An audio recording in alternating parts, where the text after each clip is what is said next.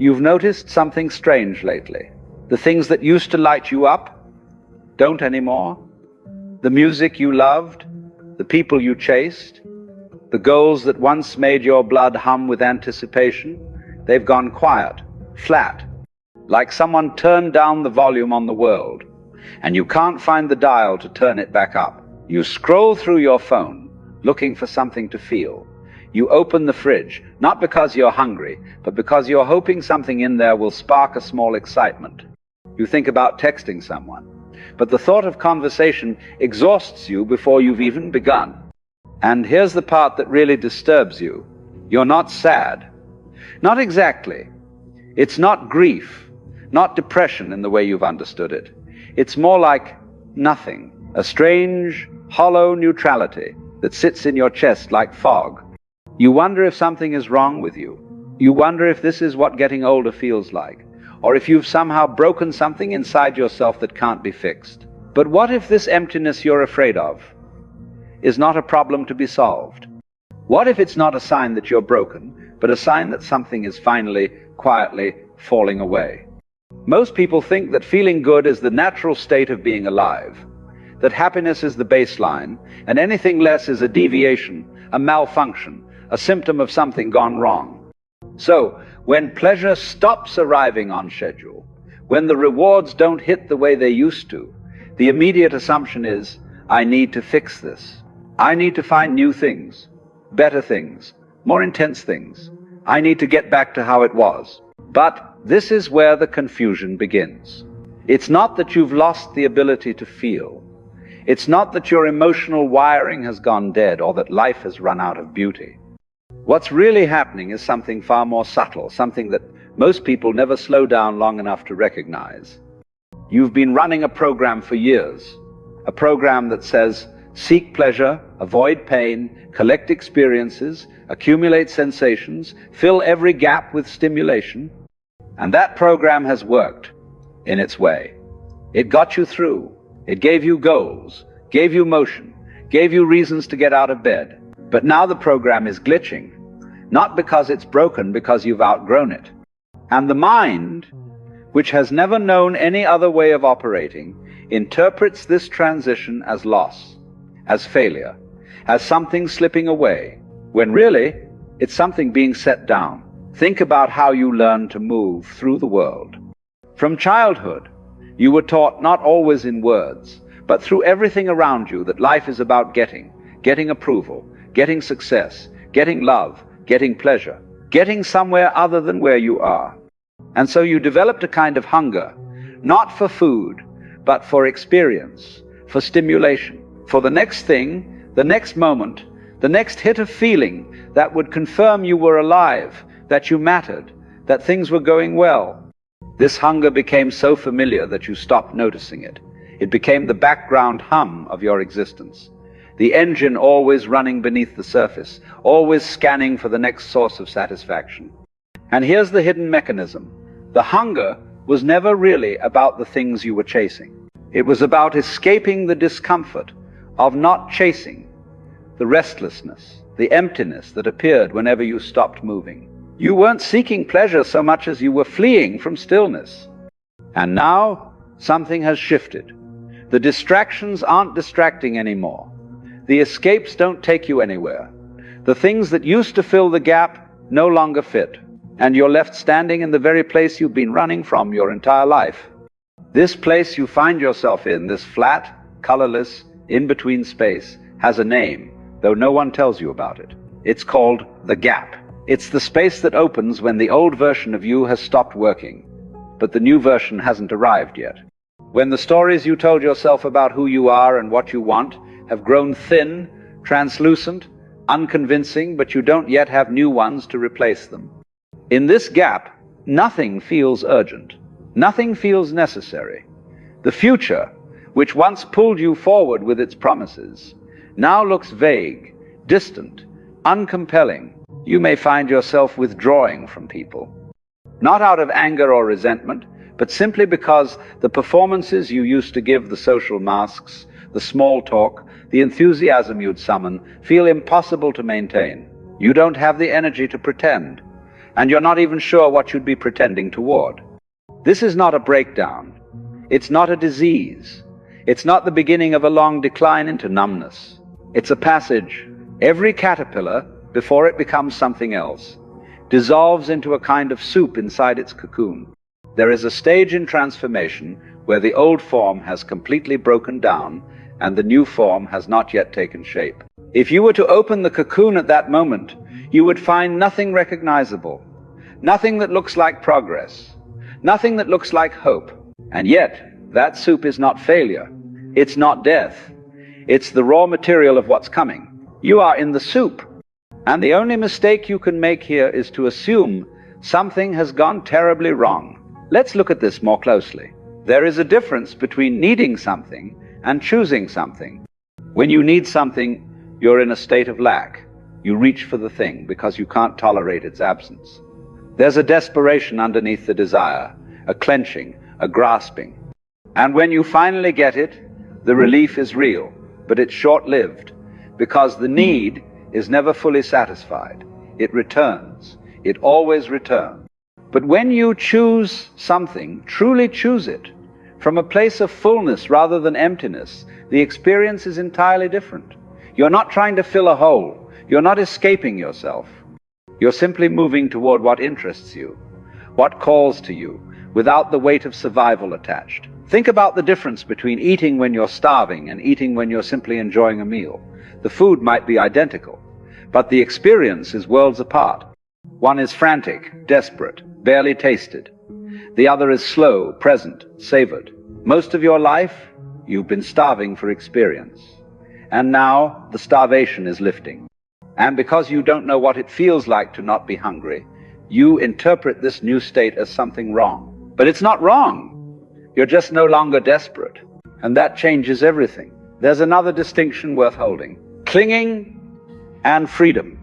When you cling to something, a person, a feeling, an identity, a version of your life, you wrap yourself around it so tightly that you can't tell where you end, and it begins. Your happiness becomes conditional on its presence. Your stability depends on it staying exactly as it is. And of course, nothing stays exactly as it is.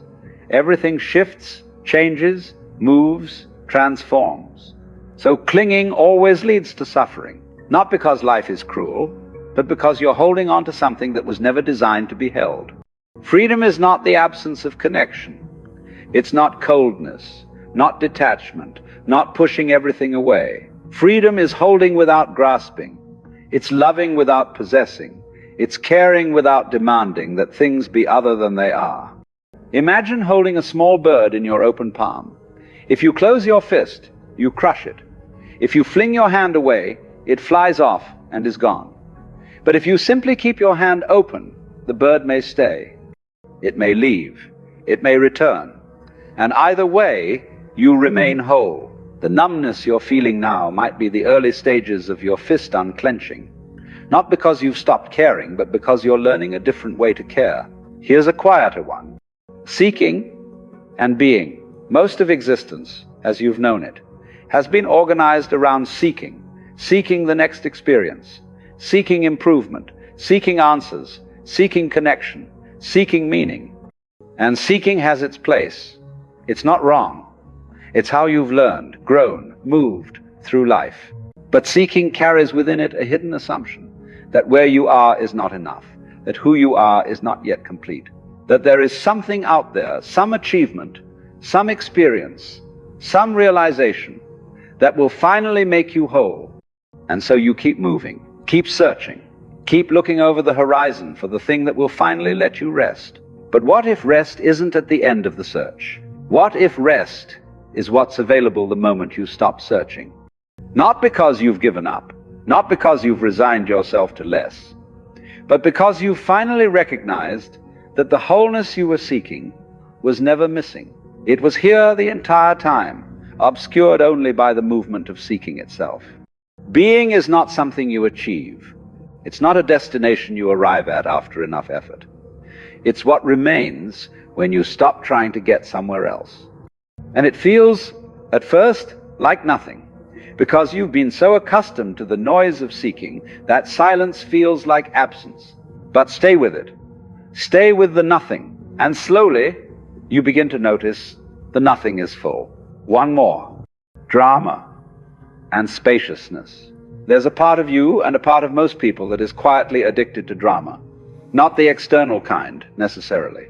Not conflict and chaos in the world, but the internal kind. The constant swirl of worry, anticipation, regret, fantasy. The stories you tell yourself about what might happen, what should have happened, what could still go wrong. This mental drama creates a sense of aliveness, a sense that something important is always happening, always at stake. It keeps you engaged, vigilant, attached, but it's exhausting, and it's not real. The drama is a kind of fog that obscures the simple, clear experience of being where you are, as you are, right now.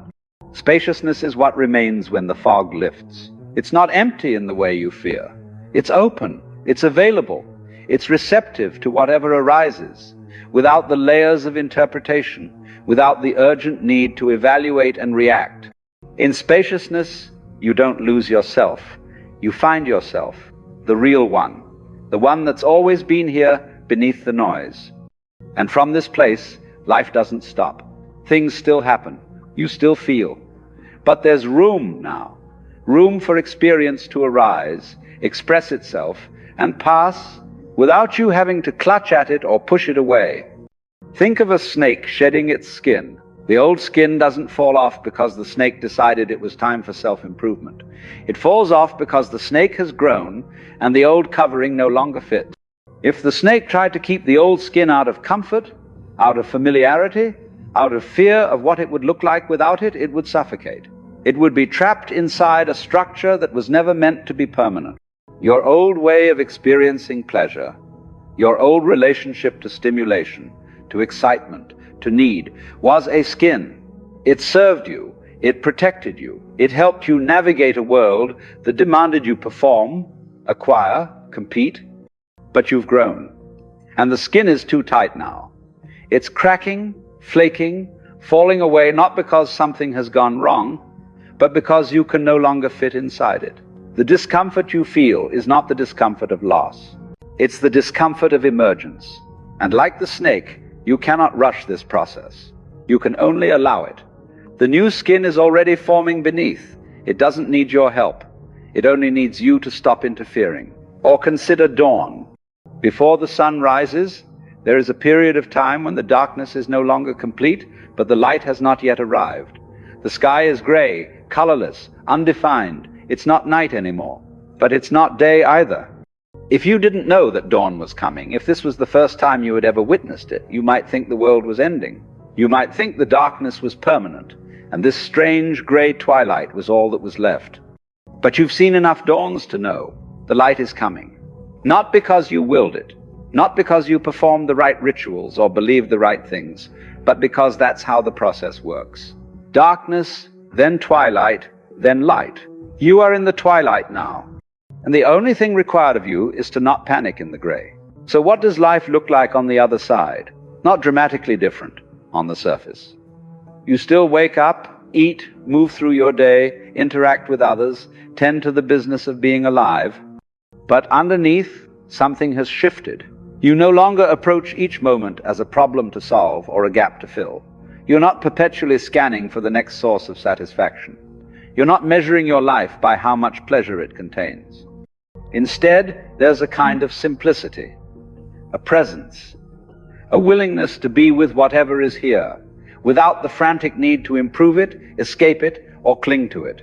You might find pleasure again, probably will, in fact, but it will be a different kind, quieter, cleaner, not desperate, not compulsive, just enjoyment, arising naturally, received without grasping.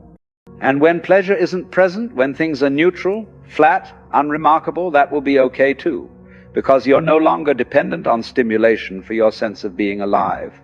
You know something now that you didn't know before. That aliveness doesn't come from what you experience. It's what you are. There's nothing you need to do with any of this. No practice to adopt, no habit to build, no affirmation to repeat. This isn't about adding more to your life.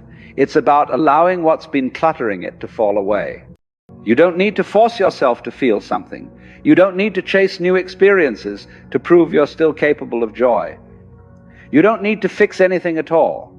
What's happening is already happening. The transition is underway.